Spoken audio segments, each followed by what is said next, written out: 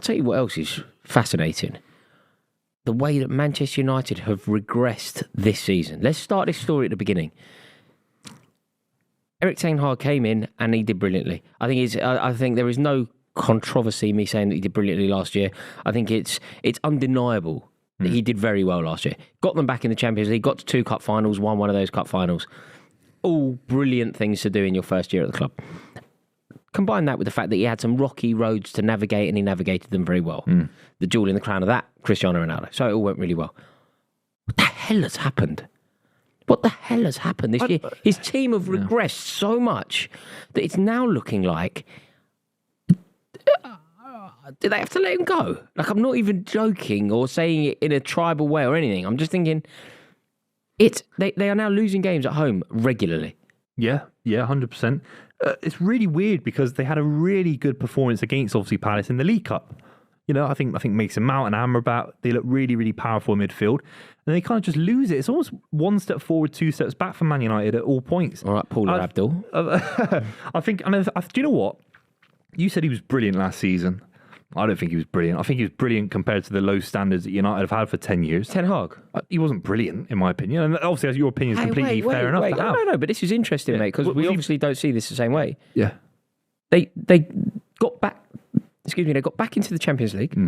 He inherited a team, by the way, off the worst manager they've ever had in Rangnick. But one of the most expensive squads ever assembled. Fine, but Chelsea are one of the most expensive squads and we're one of the worst teams. And he spent 400 mil.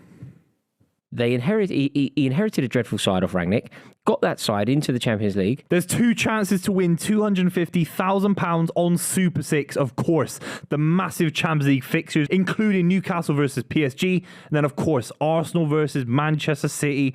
250 grand can be completely yours if you get 6 correct predictions. Bang on. Make sure you check it out. The link in the description down below. And to 2 cup finals.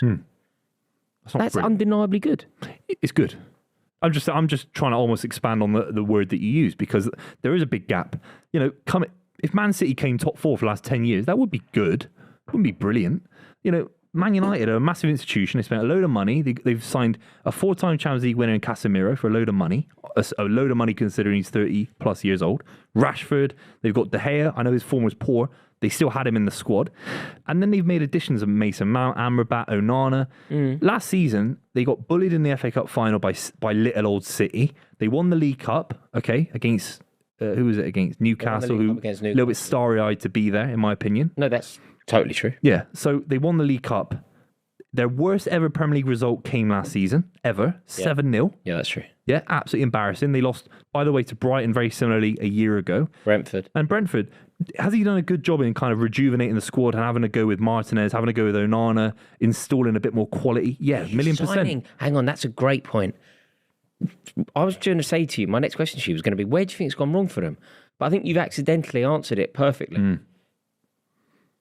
Recruitment. Mate, his signings haven't worked. Yeah. His signings have not worked. But if you're sat there, yeah, let's just say you're the Man United manager right now and they give you a list of goalkeepers you can feasibly sign to replace David De Gea. And by the way, if you're the manager, you want to be expansive. Man United play out from the back like Alisson, Ederson. There's only a couple in the world you can feasibly sign. Go and sign Tottenham's keeper. Or Vicario.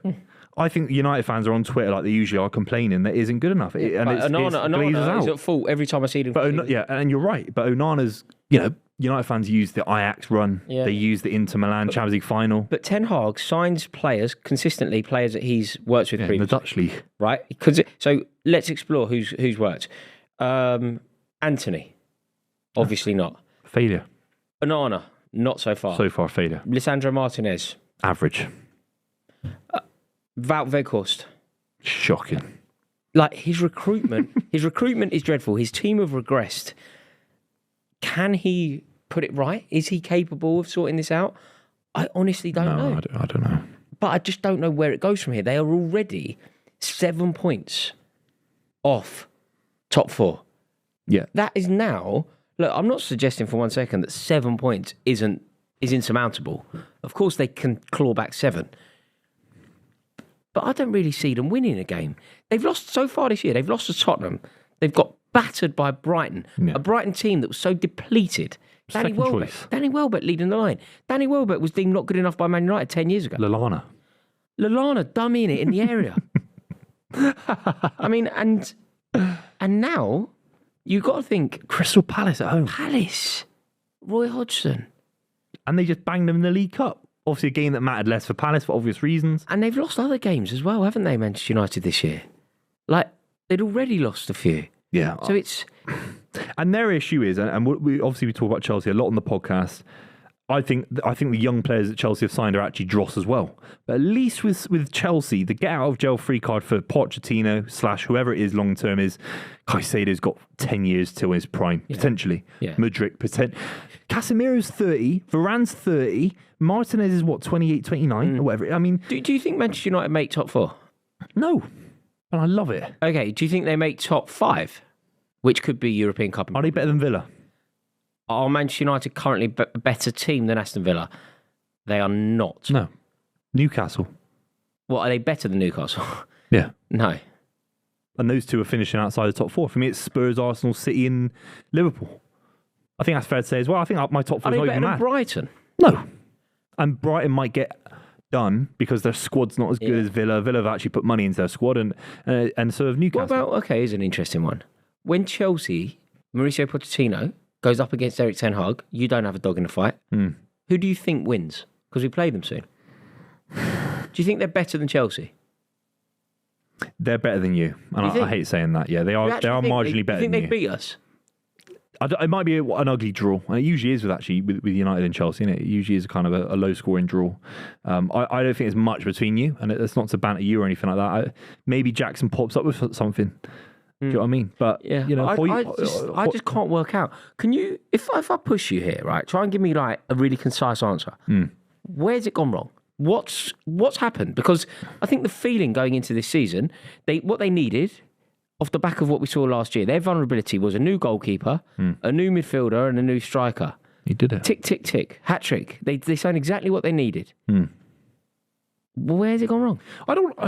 It's weird. I've just slagged off Ten Hag. I don't want to sit here and say Ten Hag's the complete wrong manager for United. I mean, if Adam was sat here, he'd be saying he's probably the best manager they've had since Fergie in terms of the energy he brings back true, to is the... it? No, he might be saying that, but he's not as good as Mourinho. He's not as good as Mourinho, and he's not as good as Van had the Gaal. place flat. Yeah, he had the place real flat on energy. He did it. Finished so did second Van in the Gaal, and league. they played back second fives. second in the league and won a European trophy. Yeah, and I never discredit that. I love what Mourinho did with United, relatively for what Mourinho was able to achieve Considering what's happened since, it actually looks like... Yeah, success. Yeah. Yeah, 1,000,000%. He said it was one of the most successful things he's ever done.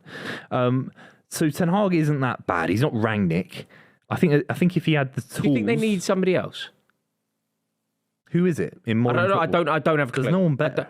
Do they need to do something wild and go for like De Zerbi? No, I think their best approach, because De Zerbi would come in and have to deal with a club that signs players late, are willing and committed to signing 30-year-old players that are on the decline, because Casemiro certainly is. He's not been bad, but he's not getting any better. He's not getting any younger. So I think, for me, the best policy, stick with Ten Hag and hope the transfer strategy works. Where do they finish this season? Definitely top half. 8th. Really? That is unbelievable. Do you think that what they could need would be, some people in football, they just have prestige, don't they? Yeah. So some people belong on a touchline of a big club, and some people look out at their depth. Graham Potter at Chelsea springs to mind for looking at their depth. Yeah. Other managers, they just belong. Zinedine Zidane, for example, could walk the touchline of Old Trafford and not be overawed. He would command respect. He would be listened to. 3-time retaining the European Cup and his playing career to boot. Do they need somebody like that? He'd be dealt a hand where he's dealt a 7 deuce off. Do you know what I mean? He'd be dealt a hand where they had to sign Val Weghorst when they needed a striker, and Højlund came a little bit too late, in my opinion, when they had things to fight for last season. It's all well and good being Zidane. He had Ronaldo, he had Bale, he had everyone. It's absolutely embarrassing, that shambles, situation. Isn't it? It really is. When Chelsea play Manchester United, it's almost like a wooden spoon contest, isn't it? Yeah. Are we doing that live? Do we know? I mean, it's almost boring, not worth. I want to do Brighton Luton.